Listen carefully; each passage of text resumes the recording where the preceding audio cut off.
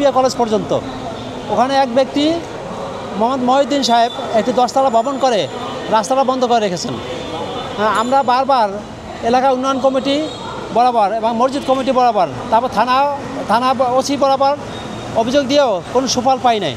তারপর আমরা রাজধানী উন্নয়ন কর্তৃপক্ষ রাজুকের কাছে আমরা একটা আবেদন দিয়েছি, কিন্তু রাজধানী উন্নয়ন কর্তৃপক্ষ এখনও কোনো ব্যবস্থা নেন নাই, কোনো পরিদর্শক ওখানে পরিদর্শন যান নাই।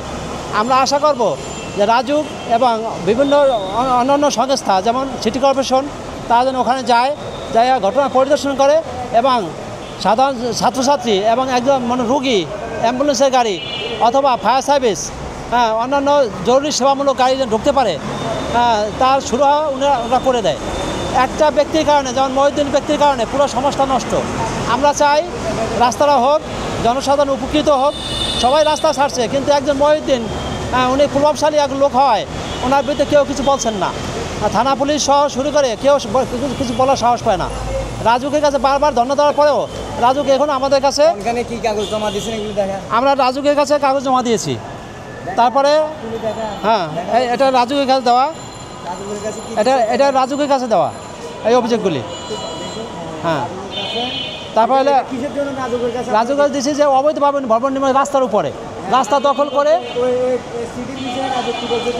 রাজুক বসে ওনার ব্যবস্থা নেবে, কিন্তু ওনারা স্পষ্ট আসে নাই, পরিদর্শন করেন নাই।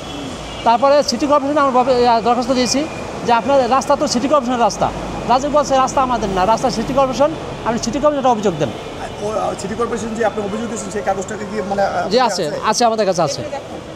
দেখান তো। এটা রাজুকে বরাবর এই দেখেন।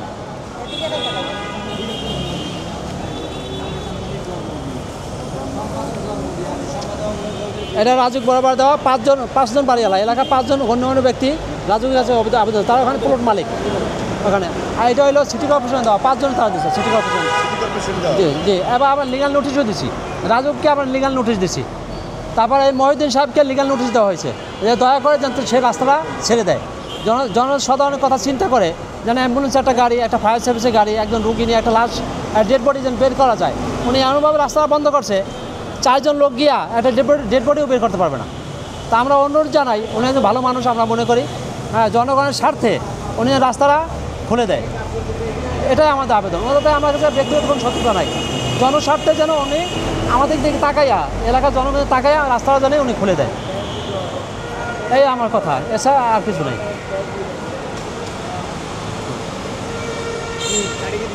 আর লাগবে না।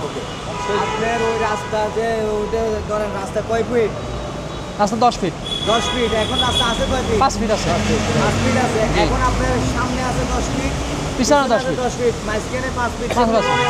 আচ্ছা, তাহলে এই কারণ না বলেন, কথা বলুন। আর না বলেন আপনি, ওটা না বলবেন।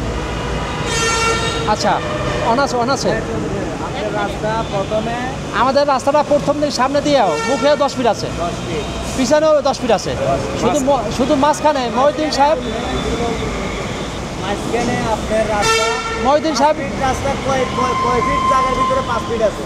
না, 60 ফিট জায়গা ভিতরে 5 ফিট আছে। আপনার 5 ফিট আছে, লম্বা 60 ফিট। ভাঙলে পরও আপনার রাস্তা ভাঙতেছে না? না, ভাঙতেছে না। বারবার ওনাকে ডাকা হয়েছে, অনুরোধ করা হয়েছে, মসজিদ কমিটি, উন্নয়ন কমিটি বারবার বসা হয়েছে। হ্যাঁ, উনি কাউকে পরোয়া করে না যে আমার জায়গায় ভ্রমণ করবো, আমি রাস্তা দেবো না। এখন রাস্তা দিতে হলে তো উভয় পক্ষে দিতে হবে, সবাইকে দিতে হবে, সবাই চলাচল করবে।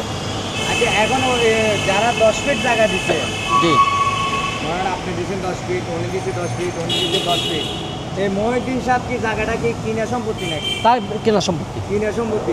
উনি রাস্তা বাদ দিয়ে জায়গা কিনে নেয়? রাস্তা বাদ দিয়ে কিনছে, রাস্তা বাদ দিয়ে কিনার পরে উনি রাস্তা দখল করে রাখছে। এটা তো কেউ পূর্তিকে আমরা পাই না কোথাও। এখন সবাই রাস্তা ছাড়ে দিচ্ছে, সবাই ছাড়ছে, উনি ছাড়বে না। কিসের প্রভাবে? উনি কত কোটি টাকার মালিক, উনি যে রাস্তা এখন উনি তো বলেন, উনি আগে আওয়ামী লীগ করতো, হ্যাঁ বলেন, আওয়ামী লীগ প্রভাবশালী নেতা, ঠিক আছে, এবং ওনার বিভিন্ন মহল উনি ম্যানেজ করে আসে।